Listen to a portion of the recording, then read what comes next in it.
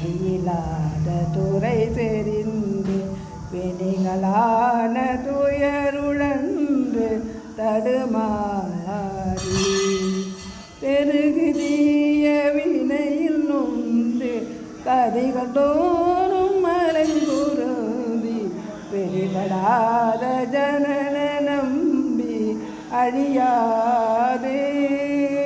நரைவிழாதன் முரல் முகந்த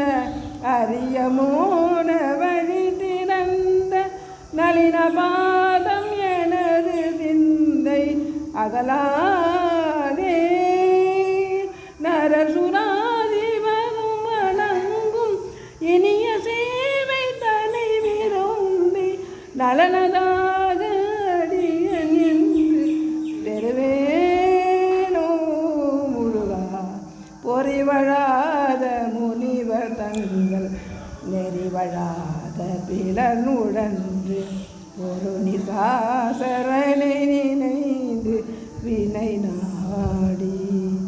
பொருவிலாமல் அருள் புரிந்து மயிலி நேரி நொடியில் வந்து புலகமேவ தமிழ் புனைந்த முருகோனே சிறுவராகி இருவரந்த கரிபதாதி